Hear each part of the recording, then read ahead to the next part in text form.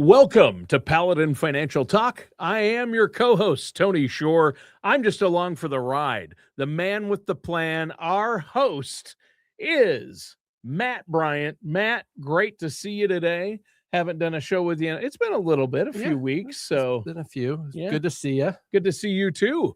I know we're going to talk about March Madness, but first you might want to explain to the listeners, or I might, why I'm wearing this hat.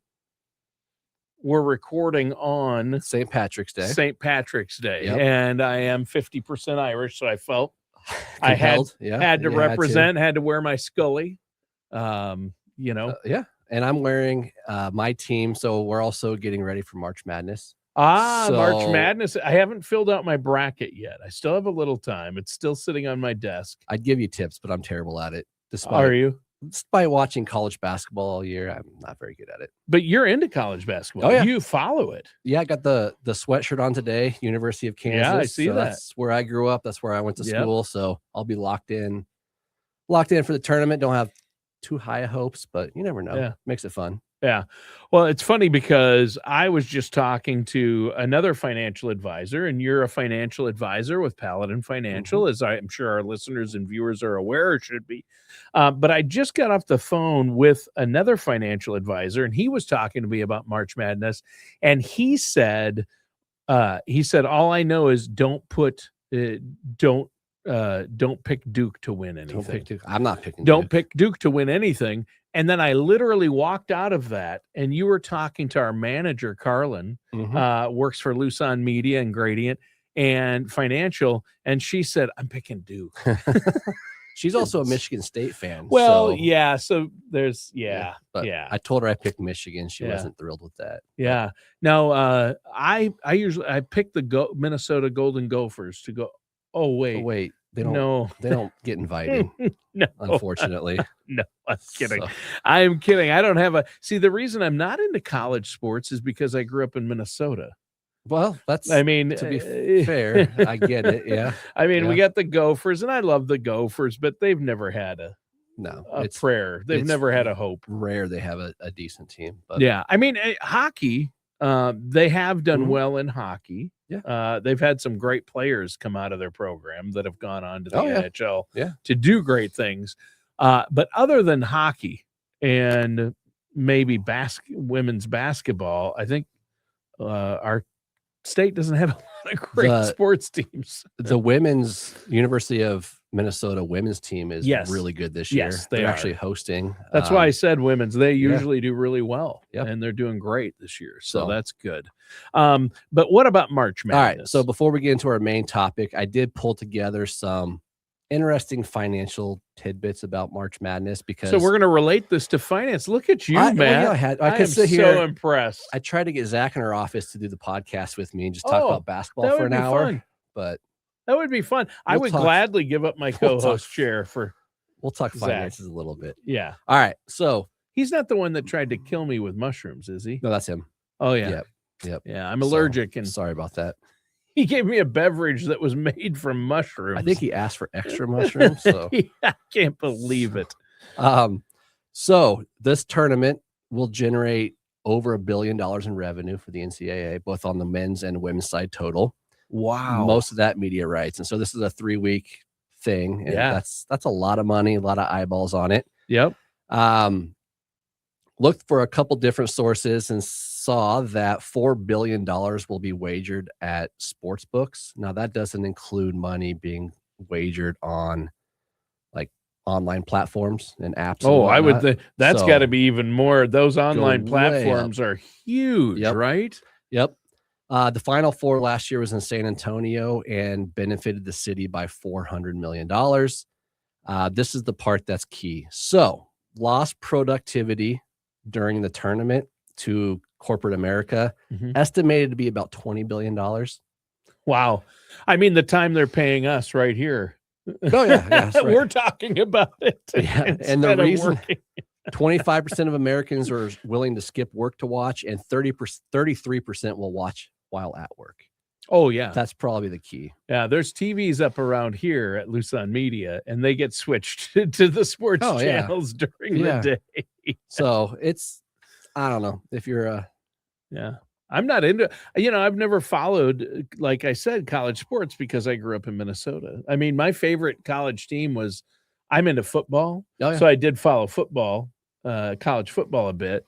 And my favorite team as a kid, I mean, I'm older, so was the Nebraska Cornhuskers Okay. because they were the closest, greatest team. Yeah. Your friend Zach is a You're- big Cornhusker fan. Zach is Yeah, the Zach attack. That's right. Well, when I was in high school and junior high and high school in the 80s, they were really good. Mm-hmm. 70s and 80s, they were like one of the teams Oh, to yeah. beat. Oh, yeah. So they always had a great program. I mean, and then it just moved all to the South, Georgia and Alabama. Of SEC course. is kind of Yeah. where to be now. But Yeah, true.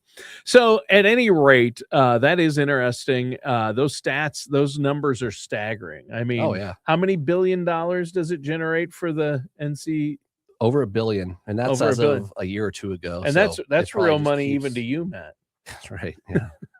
That's right. So we're talking today, though, moving on from the college sports, but I love those facts. Mhm. And you think about the finances behind something like that. It's pretty It's- amazing. Yeah. The revenue they generate from media rights is just, it keeps going up, up, up. So Yeah. Yeah. And that gets into, paying the college athletes. Do they get a piece of that? And that's been Mhm. the controversy. And is that good or bad? So we're not going to get into that today, but that's a whole other show, to be Yeah. honest. And we've talked a bit of, we've done a couple of shows on that in the past. Now, when it comes to spring cleaning your finances, this is an ongoing series this month for the month of March. And Paladin is talking about today. I think you wanted to talk, Matt, about debt strategy and cutting spending leaks. Yeah. Spending leaks. correct. So, and I'll talk in more detail about what we exactly mean by that. Yeah. But today, high level, all right, let's have a clear strategy for tackling debt. Yep. And that includes not adding more debt Yep. unless we have to. Right. The spending leaks, we'll talk about that. Those little pesky things that you don't even notice that impact your bottom line every single Yes. month. And if you do your due diligence and you tackle debt and you take care of the spending leaks, where do you put those excess funds as you move forward? Because that can help you build a pretty good net worth over time. Yeah. Yeah. And I know you want to touch on a few things like how to understand your current financial situation or mess, Yeah. as we might say. unfortunately. Talk about some debt payoff strategies. I'm going to ask you about that. Identifying and fixing those spending leaks you talked about, and then reallocating your savings toward goals, having them be Mhm. Don't just save to save, although that's where you start. Right. But actually, is your money working for you? What's it doing? And what is it going to be used for and when, right? Yeah. Being specific with everything. We sit down with folks and we try to talk about awareness. Like, Sure. do you, for example, taking debt, do you actually know not only what your payment is? Most people have an idea of what their payment is, but what is your interest rate? When are you expected to Sure. have that debt paid off? As far as expenses go, people throw ballpark numbers at us, and oftentimes we find that's not very accurate. So once you actually Right. drill into your expenses, are you paying for multiple Netflix accounts in your house? That's things Used you to be. see. Yeah, exactly. But there's other bigger things too, like shopping around for insurance for cars and home and whatnot. So knowing exactly what that money looks like before you can actually address the problem. Debt strategy is oftentimes emotional. It's not just the math behind it. And the big one I like to talk about is paying off the mortgage early. So Ooh, we'll go into more okay. detail about that, but that's a Sure. big one. That is a big one. And if you think about every single month, if you have these expenses that are wasted basically and how many years that could compound, it makes a big difference. Ellie, who did a previous podcast in this series, we talked about this the other day. Not having a plan, that extra cash just disappears. And so people Right. just get to the mindset of, well, it's part of my budget. Well, it doesn't have to be like that. So it goes back to knowing your expenses. When we build financial plans, it's how much do you have coming in and how much do you have going out? And do you Mhm. actually know what those numbers are? Because without having a clear-cut idea of what those are, we're spinning our wheels. And so Yeah. some of the homework lies with you as the client to say, hey, what is what is my actual spending? What does my debt actually look like? Sure. Sure. So I think we need to start with by taking inventory and knowing what you're actually working with, right? Mhm. Figuring out where you're at. And you mentioned, I was thinking about how my wife and I, we were kind of a mess. And then, the first few years of our marriage, and when we started to sit down once a month Mhm. and look at our checking account, look at everything that went through our checking account. And then we had two things: our checking statement, I'd pull it up online. We'd look at that the past month Mhm. at the end of the month, before the start of the next month. We'd look at everything that we spend. I'd categorize it. And then we'd also bring up our credit card bill. We have one Yep. credit card, Okay. we have one checking account. Mhm. And so all we need are those two Keeps it things. simple. That's Yeah. all the spending right there. And then we looked through it, and when we went through it and figured out, we went searching for all these subscription fees, and we're Mhm. like, what's this? What's this on our credit card? $200 a month we saved by canceling $200 worth of subscriptions that we were not using. Yeah. Now, we have 3 children, and a lot of those we can blame on the 3 kids. Well, yeah. So, then a bunch of them, a lot of that's my kids.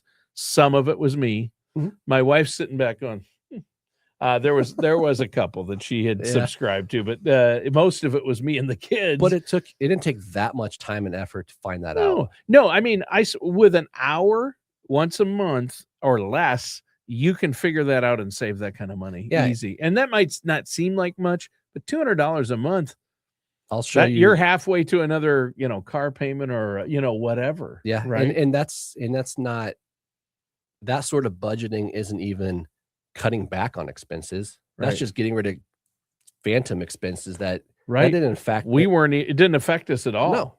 No, it's not like saying, hey, eat out once Yeah. less per month or I mean, whatnot. I subscribe to a lot of newspapers and magazine online, Mhm. subscriptions for newspapers. I had everything. Yeah. I had the Wall Street Journal, the New York Times, everything. Like, I tried to get abroad because I love to read the news, but I'm like, yeah, I don't Yeah, have time correct. every day. No. I can just pull the headlines and the brief and find it for free online. Yeah, so that's Yeah. part of the idea is, where are those phantom dollars going? Yes. Listing your debts and actually writing out how much you're paying each month for your debt. What's the interest rate? Yep. When is it expected to be paid off? Sure. Are some of these debts things that you could refinance and get a lower rate? Sure.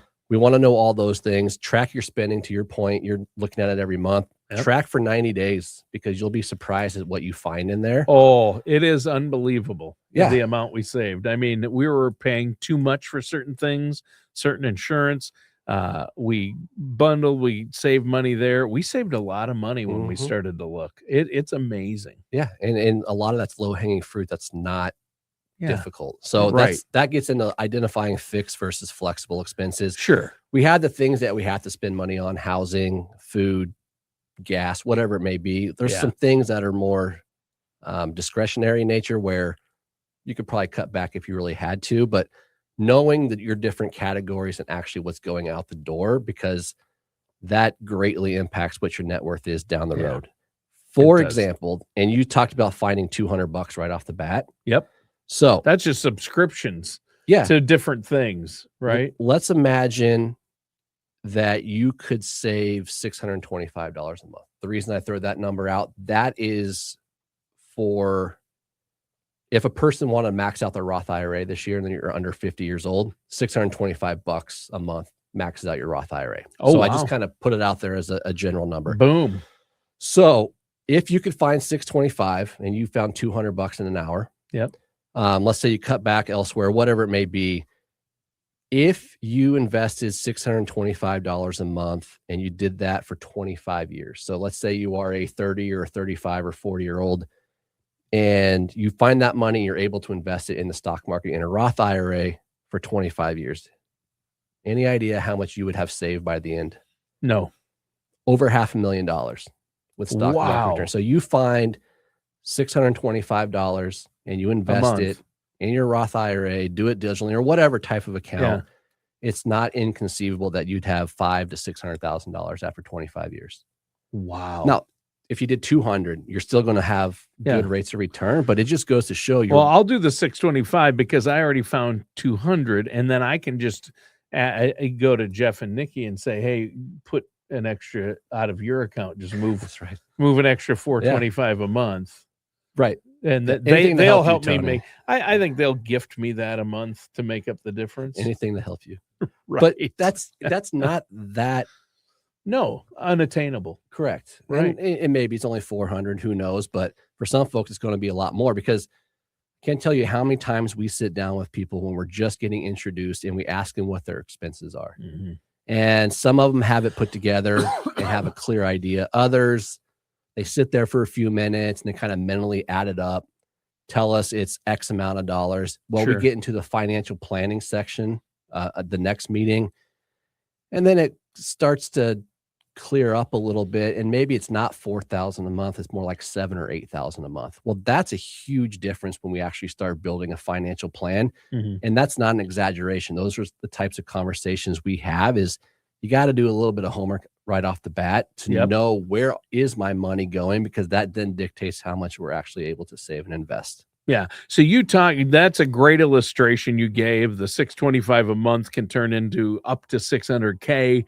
If you do it right and are diligent and max it out each month. So you're talking about getting the saving down and what a difference that could make. Well, let's talk about debt strategy now, because that leads right into that.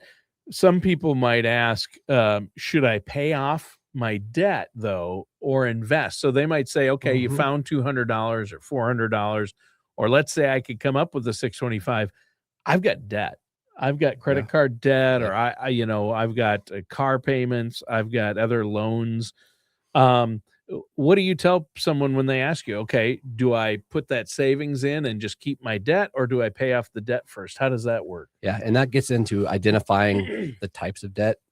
So if you come to us with a mortgage that is 3%, I'm telling you, it's about where we're at. I'm saying don't pay extra. Yeah. If you're coming to me with several thousand or even tens of thousands of dollars of credit card debt at 19 to 29%, I'm saying you figure out whatever you can do to get that paid off right away, because that is an anchor. That's a priority, and that's an anchor, and it spirals and it gets worse and worse if you let it go. Yeah. You have to get that paid off, whether you use the avalanche. There's good debt and bad debt. Yeah, exactly. I mean, a 3% mortgage is good debt, and people might say good debt. But it is good debt because you're using the bank's money at only 3%. Well, that means you leave your money in your investments, hopefully making more than that, right? If I have money in the market and I'm averaging, I'm just throwing out a number, 5 to 8%, why would I use that money, take that money out of my retirement account or out of the market and use it to pay off a 3% mortgage? It doesn't make sense financially. And one of the things we would look at too is, all right, what's the potential for your risk-free rate of return, which CDs, high yield savings, where your principal's protected. So you can still get more than 3% right now. And the reason I bring up 3% like is because a MIGA or a CD or a lot of options, because a lot of people refinanced during COVID when rates were low, and now they're 2 to 2.5 times that much right now. Sure. So if you have 3 or 4% and you can invest the difference, that's the key though. If you take your savings and just blow it, well, you're not helping yourself out. No. But if you're able to invest it, and so that's what we look at with a lot of younger clients that have purchased houses in the last 2 or 3 years, their mortgage rate's 6 to 7.5%. In that case, maybe it doesn't make sense once you've invested a portion to not pay extra. So it just kind of depends on your specific situation. But as far as credit card debt, those high level debts, you got to figure out how to pay it off. There's a couple methods. Avalanche, where you start with the highest interest rate and just knock that out. Yep. Snowball is saying, hey, let's get rid of the small ones first and then take that and keep adding it until it's done. Sure. Whatever it takes, get a second job. I mean, easy for me to say, but got to get rid of the credit card debt. That's just have to do it. Going to kill you over time. Yep. So when we look at the mortgage, that's a big one, a bit of a pet peeve, where if you have a low interest rate, yes, I get the emotional side of having that paid off and not having a house payment. However, we can do the calculations to say, hey, if you got these different rates of return, whether it's a guaranteed rate with a certain conservative type of thing or more long-term invested in the stock market where we don't know what we're going to get every year, but over time we know it's good. We do the numbers to say, hey, this is how much better off you might be. With some people, and I get it, the emotional side is, yeah, but I want out from underneath this mortgage. Sure. And hey, if you're spending extra towards that, that's still better than taking that extra money and blowing it on something that's not going to benefit you financially. Yeah. Yeah. And so mortgages are a little different. It depends on your situation, and everybody's situation and goals and needs are different. And I'm glad you pointed that out, because that's why it's so important to meet with a trusted financial services professional like the team at Paladin, like yourself, Matt, and have them go over it and come up with a plan based on where you're at for you. Right? Yeah. And we've got plans that, hey, this is what we're doing for the next 3 years to get out from under it. And then this is what happens years 4 through 7. And it's a long-term process, but if you don't get started, it's never gonna, you're never going to get out from under it. So you got to you got to address it, even though it's not fun to talk about. Sure. And even though I kind of sidetracked us to this earlier, let's move on to spending leaks. What are some of the more common spending leaks you see? Obviously, subscriptions. And subscriptions is an obvious big one. Yeah. Because it takes 30 seconds to sign up for a subscription service. They say, hey, you can cancel anytime. And it is easy to cancel in most cases, but $8 a month, $12 a month. Even if you have to spend an hour to cancel, it's worth it. And so, cancel them all if you're not using it or if you hardly ever use it. Yeah. And cancel them all anyway and see which ones you actually want to go back and actually sign up for again, whatever it may be. Just address them. Dining out, that's a big one. It's fun to do. People enjoy it, but be mindful of things like delivery fees and whatnot. Sure. Right. It's just, we can't eat at Manny's every night. Well, you can, but there's a trade-off. Can I have a $90 steak every night? Right. It would be delicious. It would be. Yeah. But here's a big one for me is lifestyle creep. So that is a big one. Speaking of Manny's, yeah. You get a raise. So more money coming in. Maybe you wind up purchasing a new vehicle, or maybe you stop eating at Applebee's and you start going to Manny's, whatever it may be. Right. But like, if you do get that bonus, that increase in your wages, look at what you could be doing with a portion of that. Sure, you need to reward yourself and whatnot, but there are some things that you need to be checking off the list as you go through life while you're still working and having a paycheck, because eventually you're not going to. So you need to be prepared for that. And there's small things you can do to improve your situation without, not, suffocating yourself with not having any fun. Well, if you're able to live comfortably off what you have, and then you get a bonus or a raise at the end of the year, that most people turn that into lifestyle creep, and that's the issue. Yeah. But if you never see that increase, you're still going to be happy and maintain. You just put that. My wife and I have started, and I wish I'd done this a long time ago. Every time I get a raise, that's how much I increase my contribution to my retirement account. Yeah. Absolutely. Same with my wife. And that's what we do now, because, we're starting to get older. Should we have been doing this from the beginning? Yes. A lot of 401k plans, that's a good point. A lot of 401k plans allow you to automatically increase it 1% or whatever every year. So you don't even notice it. You'll get a cost of living adjustment at the least, maybe more as a raise. If your 401k automatically increases 1% every year, well, a portion of that raise is automatically being saved. And trust me, it makes a big difference when you're 60 years old and you're looking to. I've been putting my full raise in there. If I get a 4% raise, I increase it by 4. Yep. Because I'm not going to miss it, because I never had it. Yeah. And if it goes into that checking account, it'll get spent. That's what we call the general fund at my house. And and poof, it's gone. And it's gone. Right. And it's gone. And it's a lot easier mentally if it goes straight to whatever retirement account. Because you never see it or think about it. You don't get emotional about it. No, that's not saying you shouldn't enjoy life, and you shouldn't, as you work harder and move up the ladder, can you, hey, I don't have to live like a pauper anymore. We can do this. Maybe we can take a nicer vacation this year. Those things are great. And you do want some cost of living for yourself. I mean, I'm just in a position right now where I'm able to put it all in there, and I want to, and need to. I need to, You're right. You still enjoy life. We're not saying sit around the house and eat Oh yeah, ramen every day. and Yeah. right. But there are things that you can do to greatly improve your situation. Two, what I think are fairly low hanging fruit that we've talked about. $625 a month for 25 years gets you $500,000 if you invest it properly. Yeah. Let's And then go. inflation, lifestyle creep, not inflation, lifestyle creep. Like, what are you doing with these windfalls that you get throughout life? Sure.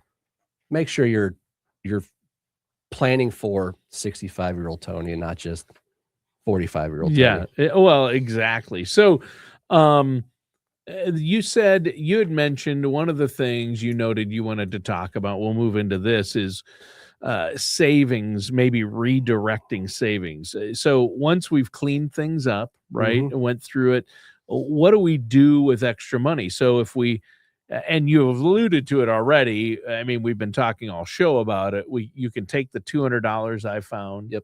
Or, I mean, that was just on subscription services alone. There were other things as well. And like insurance, we evaluated our insurance, and I know Jeff helped us look at what we were paying and saying, no, you'd be better off here. And some people are way overinsured in certain areas and underinsured in others. That's a big one. But redirecting that. So what should we spend? Where should those dollars go that we end up saving? Yep. So one of the things we'll do when we sit down with you is, all right, where are you in life? Like, what's your stage? How old are you? Sure. Kids? What does everything look like? Because depending on how much you make, the Roth may be a good idea, may not be a good idea. Sure. A Roth IRA. Correct. Roth IRA. Yep. Maybe we want to do a different type of account that has more flexibility if perhaps you need to access these funds when you're 50 or 55. We have a lot of clients in their 30s and 40s that, hey, they had the career type job, but their goal someday is to start their own business. Right. So what kind of assets do we need available to us to have either cover the drop in income temporarily or have a large lump sum to start that business? So that might be a different type of account altogether. So we're going to look at it and say, hey, yes, bottom line, you have the extra to save. So you did your homework there. We're going to then look at what's the best type of account to use. And it could be a couple different accounts, but we want to make sure you're maintaining flexibility and liquidity, and then also managing your tax plan as best as possible. Yeah. I knew taxes would creep their ugly head into this. Yep. Right. Because you do have to plan ahead. And, you know, you mentioned Roths. That's a tax advantaged account. There are, you know, do I save on taxes now? Is that more beneficial? Or do I pay taxes on the money now and put it into a Roth and it grows tax-free? So all that growth is tax-free, and what I put in, it all comes out tax-free in retirement. Yeah. And again, we have to, or later, we have to drill into your situation, see how much you're making, how old you are. There's all kinds of different scenarios, but that's what we help navigate for you. So big thing though is pay off bad debt. We talked about credit cards. That's the big one. Pay off bad debt. Car loans at a minimum. Mortgage. That's more beneficial debt if, depending on what your interest rate is. But make sure you have emergency funds. So that way that keeps you from racking up credit card debt in the future. Right. Yep. And that's probably one of the first things you want people to do is make sure you have enough in the emergency fund before you start maxing out your retirement account. Or because if you have $1,000 car repair and you have to put on a credit card at 19%, well, right off the bat, you're losing a couple $100 in interest. So let's not do that. Keep debt at a minimum, build up the emergency funds, and then start diversifying how you're invested. And I mean that not only from the underlying investments, but the types of accounts you use. That's the tax efficiency part that we help you navigate as well. Yeah. So really, we've covered a lot. I mean, you want to start with awareness, be strategic about the debt, as you just mentioned, plug the spending leaks. We've talked about that, and redirect savings. What else do you want to touch on? Just spend some time doing your homework. Like, we'll do as much as possible for you. We'll hold your hand through all this. We'll help navigate all these complexities. You need to sit down and do your homework.